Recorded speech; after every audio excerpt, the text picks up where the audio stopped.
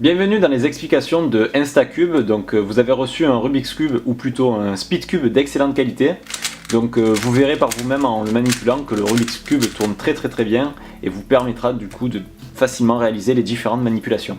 Donc dans cette vidéo vous allez apprendre à résoudre un Rubik's Cube d'une façon traditionnelle, très simple, à l'aide de quelques algorithmes et une méthode mémotechnique. Avant de commencer, il faut comprendre comment est constitué un Rubik's Cube. Donc un Rubik's Cube est constitué de 6 faces, donc on a une face jaune, une face orange, une blanche, une rouge, une bleue et une verte. Le Rubik's Cube est constitué de différentes pièces, donc nous allons avoir les pièces centrales qui ne bougeront pas, peu importe dans la façon dont nous allons manipuler le Rubik's Cube, les pièces resteront au même endroit, c'est-à-dire que le rouge à l'opposé nous retrouverons toujours du orange, le jaune à l'opposé nous aurons toujours du blanc et le vert toujours du bleu. Peu importe de la manière dont on va manipuler notre Rubik's Cube, ces pièces ne se déplacent pas et resteront toujours face à face. Autre pièce que l'on retrouve, ce sont les arêtes, donc les arêtes qui se constituent de deux couleurs.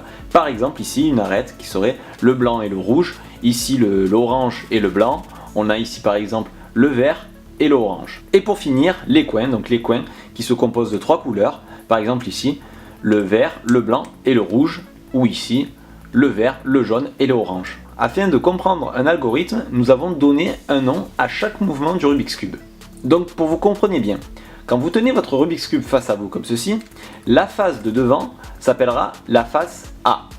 La face du dessus se nommera la face H, la face sur la droite se nommera la face D, la face de gauche la face G et la face d'en dessous la face B. A partir de là, en rajoutant le signe plus ou moins, vous allez comprendre dans quel sens il va falloir tourner chaque face. Je m'explique. Le plus sera le sens des aiguilles d'une montre et le moins le sens inverse. Par exemple, si je lis D+, il faudra que je fasse une rotation de la face D dans le sens des aiguilles d'une montre. Et là, on a réalisé D+. A l'inverse, D-, ce serait comme ceci. Autre exemple, H+, donc la face H est ici, H+, dans le sens des aiguilles d'une montre, H-, G+, G-, B+, B-, A+, A-. Et le dernier mouvement qui consiste à faire une double rotation, je m'explique, par exemple H2 qui consiste à faire face H, 1 et 2. Peu importe le sens, ça ne changera pas car la pièce en fait a fait un demi-tour. Je vous montre que je le fasse comme ceci ou dans l'autre sens. La face blanche est passée de l'autre côté, on fait un demi-tour. Voilà, maintenant vous connaissez les mouvements de chaque lettre et vous êtes capable de lire un algorithme. Au niveau de l'entretien de votre Rubik's Cube, donc si vous trouvez que votre Rubik's Cube est trop détendu au niveau des articulations et que ça vous gêne lors de vos manipulations, vous pouvez enlever, donc si vous regardez bien, les pièces centrales, chacune ont une petite dent qui va vous permettre avec l'ongle de faire sauter le capuchon comme ceci.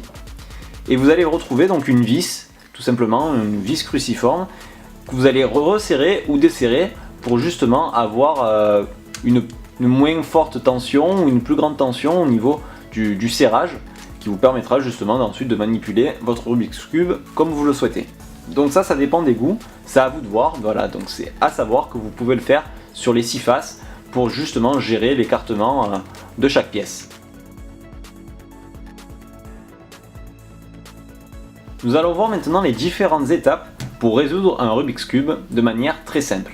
Je vous conseille de garder près de vous la petite notice où sont notés les différents algorithmes ainsi que les étapes pour résoudre le Rubik's Cube afin de mieux suivre les différentes étapes. Donc la première étape de résolution de votre Rubik's Cube va être de réaliser une croix. Peu importe sur la face que vous aurez choisie, on commence en général par la face blanche, mais vous êtes libre de choisir la couleur que vous désirez. Pour l'exemple, nous utiliserons la face blanche. Il va falloir réaliser une première croix. Pour cela, il n'y a aucun algorithme précis, ça va être uniquement en manipulant votre Rubik's Cube que vous allez réussir à réaliser cette croix. Donc on va essayer de faire ça ensemble. Donc je tiens mon Rubik's Cube et en fait en manipulant, en repérant d'abord un premier centre, voilà juste ici. Là on va faire tourner un petit peu les pièces, donc peut-être comme ceci. Là on voit, elle est là, hop, on la pivote et on en place une. On en a deux, on cherche. Ah, on en a un ici, tac. On la place ici et on pivote, tac, elle est placée. Il en manque une. Elle est ici, donc là elle est mal placée, il suffit peut-être de la descendre.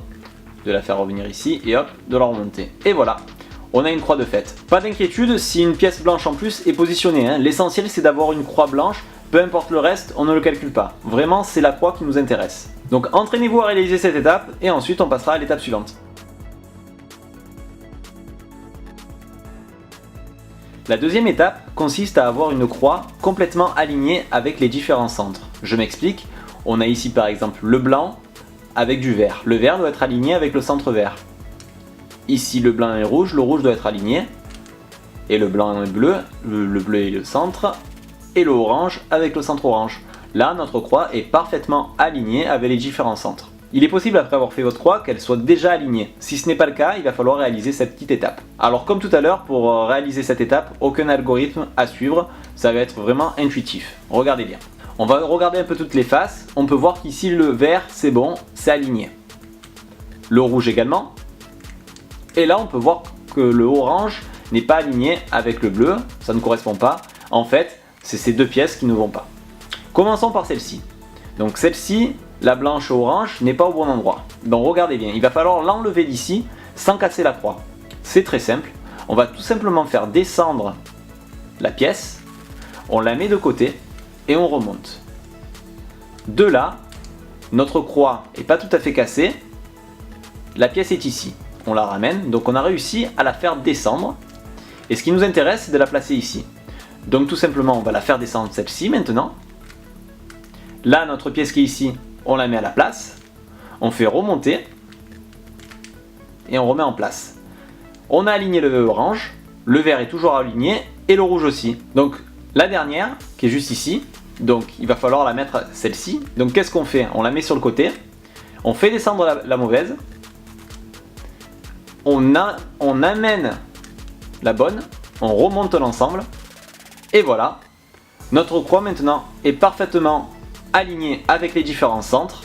On peut passer à l'étape suivante.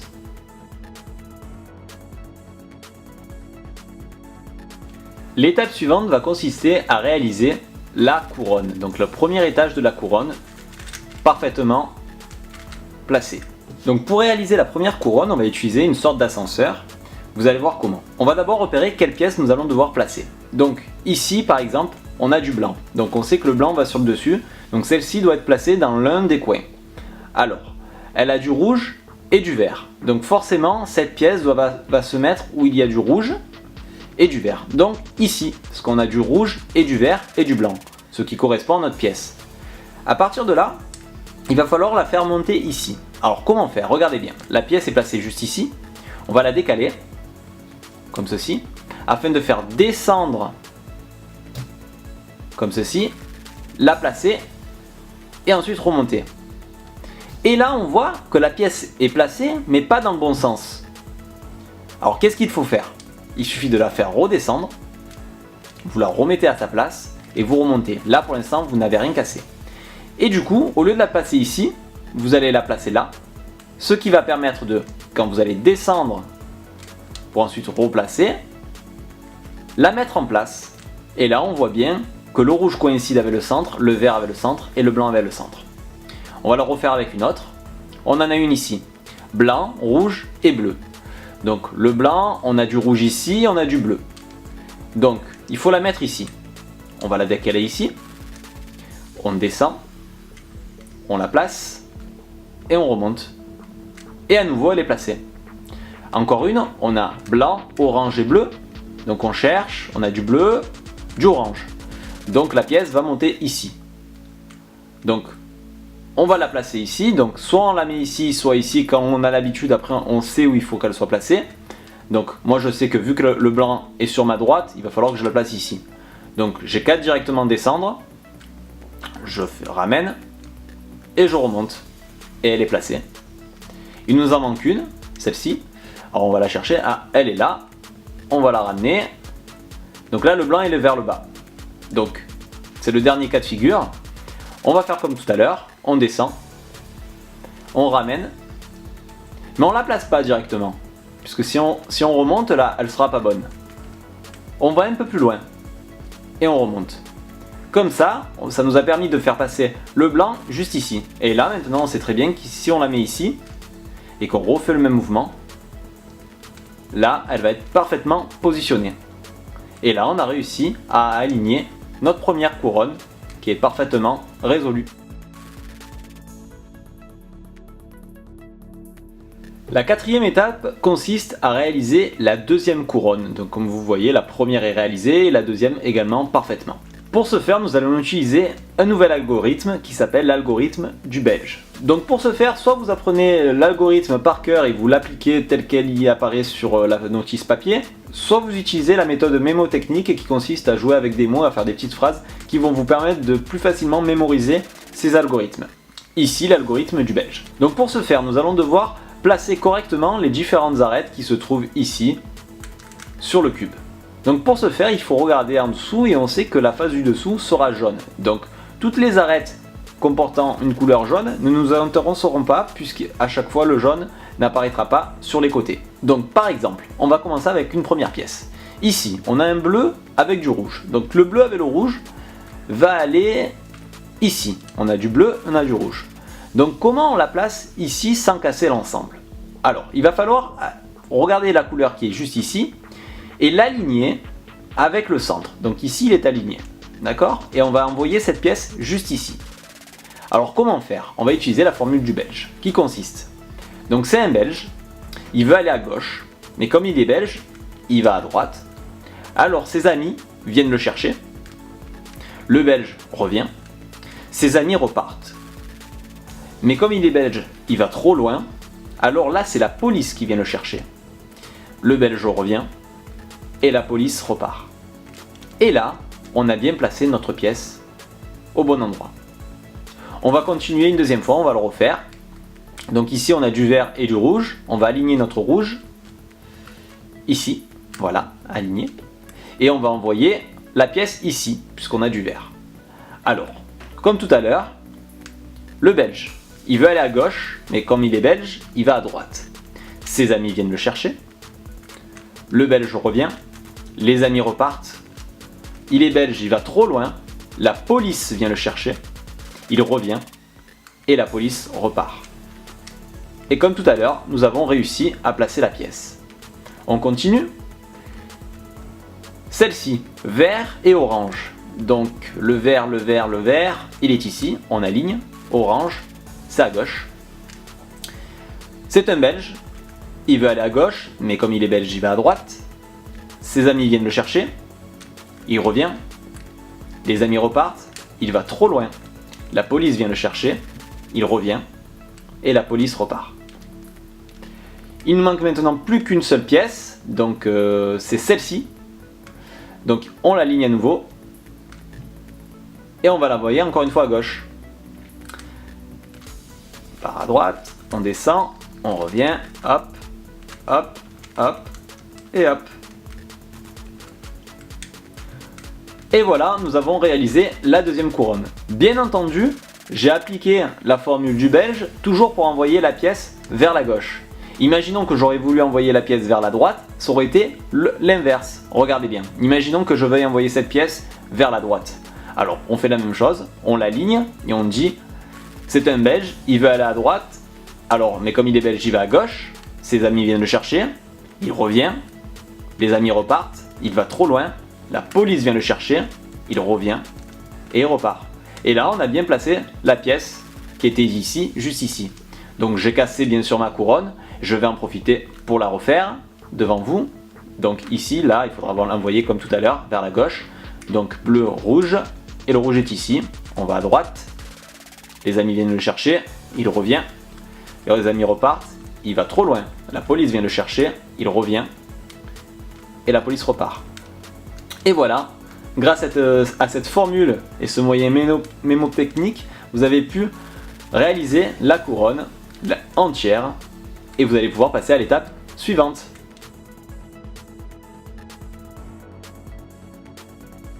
La cinquième étape consiste à réaliser la croix jaune, donc la croix opposée à celle que vous avez commencé au départ. Donc on avait commencé par la blanche, donc forcément à l'opposé c'est une jaune. Donc il va falloir faire comme le début une croix, forcément sans casser la double couronne que nous avons réalisée précédemment. Pour ce faire, nous allons utiliser un algorithme. L'algorithme de l'ascenseur qui va nous permettre de retourner justement les arêtes qui nous intéressent. Par exemple ici, ça serait bien que le jaune passe dessus afin d'avoir au moins une partie de la croix réalisée et celle-ci aussi soit retournée. Donc on procède comment? On se place devant une arête qui nous intéresse, donc avec le jaune face à nous, et nous allons tout simplement faire une rotation dans le sens des aiguilles du montre de la face A, comme ceci. Et ensuite on applique l'algorithme de l'ascenseur qui nous dit quoi? Tout simplement D+, H+, D-, H-, et ensuite on ramène, puisqu'on a fait pivoter au départ dans le sens des aiguilles d'une montre, dans le sens opposé. Et là on regarde ce que ça donne. Là pour le coup, on a directement notre croix, tant mieux, elle est déjà résolue. On va voir également d'autres cas de figure qui peuvent s'appliquer à votre Rubik's Cube au moment de votre résolution.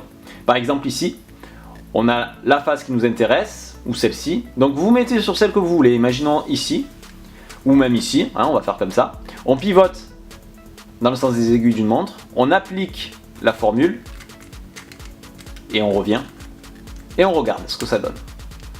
Là on s'aperçoit qu'on est ici, hop, on se met face un jaune en face de nous, et on continue, on refait, on pivote, et on applique de nouveau la formule, afin de revenir. Et hop, on a maintenant notre croix qui est résolue. On voit un dernier cas de figure, donc on a ici, donc on se met sur n'importe lequel, hein, imaginons ici. Donc pareil, hein, on le fait une première fois, on applique la formule, on revient, ça donne ceci, on le refait encore une fois, jusqu'à ce qu'on obtienne une croix. Là, pas encore prêt, on va essayer ici, on se met là, on bascule, hop, on applique la formule, et on revient. On le retourne, on regarde ici, on applique à nouveau la formule, hop. Et voilà, c'est résolu, notre croix est prête.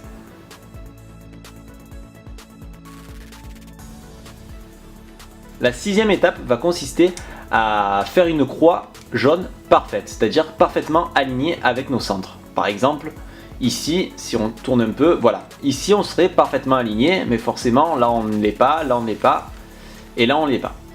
Donc comment il faut faire? On va devoir utiliser un nouvel algorithme qui s'appelle la chaise. Tout d'abord, vous allez devoir faire tourner votre Rubik's Cube afin de trouver deux centres complètement alignés. Donc, on va regarder. Donc là, le bleu, il était bon. On cherche encore. On n'en a qu'un, donc on va encore faire tourner. Là, on a le vert, ça en fait un. Et avec le rouge, ça en fait deux. Donc là, ces deux-là, ils sont parfaitement alignés, ils sont bons. À partir de là, on sait qu'il va falloir échanger donc les deux autres, forcément. Donc vous vous mettez de façon à avoir les deux échangés sur votre droite, c'est-à-dire un mauvais ici et un face à vous à échanger. Et là on va appliquer l'algorithme de la chaise. Donc comment on fait? Vous suivez, alors c'est un homme, il se lève, il part très loin, la chaise tombe, l'homme revient, relève la chaise, il revient et s'assoit. Et là, vous n'avez plus qu'à faire un petit coup pour vérifier que tout est aligné. Donc bien entendu, là on était dans le cas de figure où on avait deux centres alignés côte à côte. Le deuxième cas de figure serait que vous ayez des centres alignés face à face, c'est-à-dire là le vert aligné et le bleu aligné, donc c'est face à face. Alors là, quand c'est comme ça, vous vous placez n'importe où c'est mal aligné, soit de ce côté, soit de ce côté, et vous appliquez l'algorithme de la chaise une première fois. Donc, un homme se lève, part très loin, la chaise tombe, il revient, relève la chaise, revient et s'assoit. Et là, vous cherchez comme tout à l'heure des endroits où c'est aligné.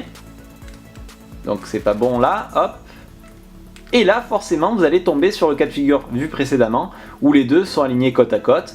Vous reste plus qu'à prendre le Rubik's Cube dans le sens où comme ceci, donc là aligné, aligné et les deux échangés, et vous faites une nouvelle chaise, ce qui donne un homme se lève, part très loin, la chaise tombe, il revient, il relève la chaise, on revient et s'assoit. Et là, un petit coup, et hop, on peut voir que vous avez complètement aligné votre croix avec les différents centres. Et vous pouvez passer à l'étape suivante.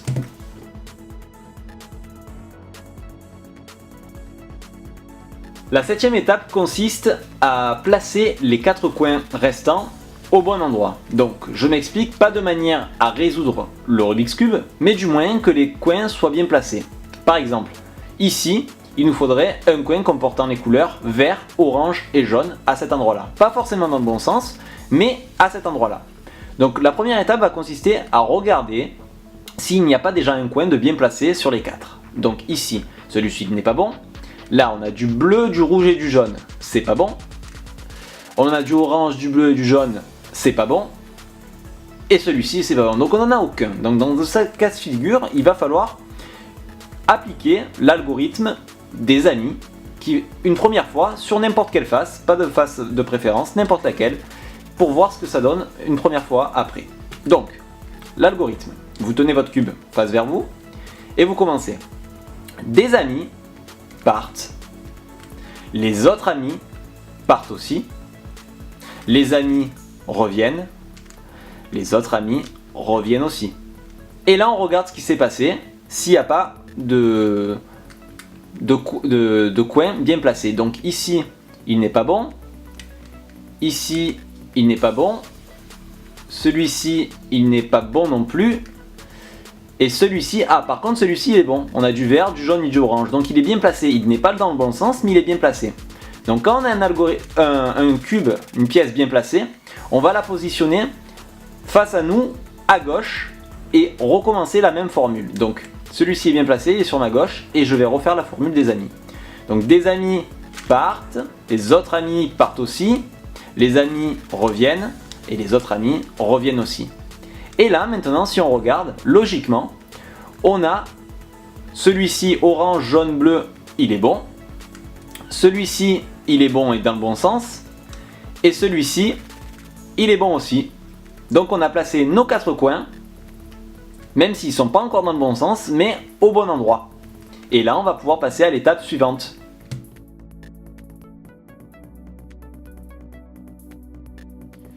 On arrive maintenant à la dernière étape pour finaliser la résolution de votre Rubik's Cube. Et donc pour résoudre le Rubik's Cube entièrement, il va falloir utiliser l'algorithme de la double chaise, qui est semblable à l'algorithme de la chaise simple. Donc vous allez voir comment ça marche. Pour ce faire, il va falloir tout simplement placer les jaunes sur le dessus, afin de réaliser la dernière face et en même temps les dernières faces. Donc l'algorithme de la double chaise en fait permet de faire déplacer cette pièce, mais de manière à faire passer le rouge par exemple sur le dessus, le vert ici et le jaune ici. Donc il va nous intéresser d'avoir des pièces avec le jaune sur la droite. Donc pour ce faire, tout d'abord il faut chercher une pièce où le jaune pourrait être bien placé. Donc là, celui-ci il est bien placé. Donc vous le mettez à gauche, face à vous à gauche, celle-là elle est complètement bien placée. Et là on applique la double chaise. Même si la double chaise va faire permettre de retourner cette pièce, elle ne sera toujours pas bien placée, mais du moins il faut le faire une première fois, vous allez voir. Donc, un homme se lève, part très loin, la chaise tombe, il revient, il la relève, revient et s'assoit. Et là, vous continuez, mais de ce côté-là, en faisant la même chose. Un homme se lève, part très loin, la chaise tombe, il revient, la relève, revient et s'assoit. Et là, on regarde ce qui s'est passé. Donc, celui-ci est toujours bon, celui-ci maintenant est bon. Et là, quand on se met un complètement résolu sur notre gauche et qu'on regarde, vous voyez que la couleur jaune n'est plus ici, mais sur notre droite. Du coup, si on refait encore une fois la double chaise, le jaune va passer ici, le rouge ici, donc celui-ci sera bien résolu. Donc, toujours pareil, on se place avec un complètement, je pourrais le faire ici également. Hein. Non, si je le fais ici, vous voyez, avec la pièce ici, on va résoudre, mais il faudra refaire encore une fois la technique. Donc, préférablement, il vaut mieux commencer ici, puisque là, le jaune est bien placé, et lui est parfaitement résolu. Donc, pièce résolue sur ma gauche, face à moi. Le jaune ici, on est parfait, on fait la double chaise de nouveau. Un homme se lève, part très loin, la chaise tombe, il revient, relève la chaise, revient, s'assoit, et on recommence. Un homme se lève, part très loin, la chaise tombe, on revient, la relève, on revient et s'assoit. Hop, on y est presque, on regarde. Là c'est parfaitement résolu, là le jaune est au bon endroit. On fait encore une fois la double chaise, un homme se lève, part très loin, la chaise tombe, il revient, la relève, revient et s'assoit. Un homme se lève, part très loin, la chaise tombe, il revient, la relève, revient et s'assoit. Et là, le cube est parfaitement résolu, entièrement résolu. Voilà.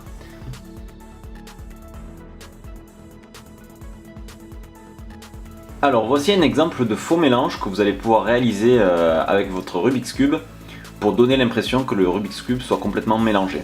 Alors c'est très simple en fait, vous connaissez maintenant l'algorithme de l'ascenseur qui consiste à faire ceci.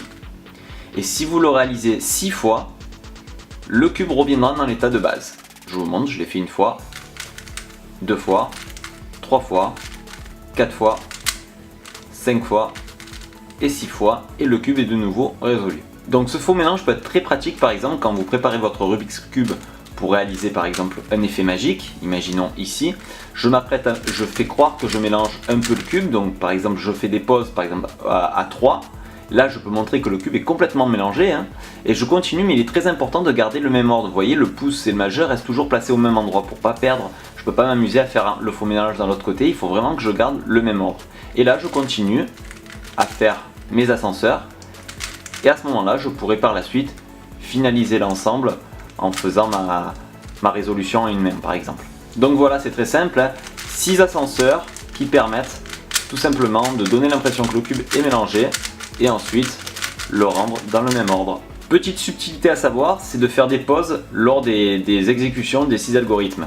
Par exemple, je fais une fois, 2 fois, je parle, je montre mon Rubik's Cube, je recommence encore 1, 2, je continue et je finalise pour revenir dans la position initiale. Cela permet en fait de cacher au spectateur qu'on exécute une série d'algorithmes précis afin d'obtenir une position exacte de nos cubes.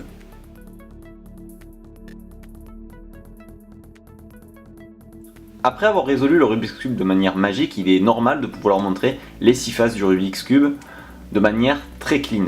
Voici un exemple pour présenter les 6 faces du Rubik's Cube résolues de manière très esthétique. C'est une sorte de fioriture. Regardez, ça donne ceci et on fait tourner pour montrer les 6 faces. Juste comme ceci. Hop. Donc pour ce faire, c'est très simple. Il suffit de placer le pouce et le majeur sur les 2 diagonales, comme ceci, et de pousser comme ceci avec le pouce sur un côté, tout en gardant une pression modérée entre les 2 doigts pour laisser le cube pouvoir avoir une rotation plus ou moins rapide. Et de cette façon, vous allez pouvoir montrer les 6 faces totalement résolues de manière très esthétique.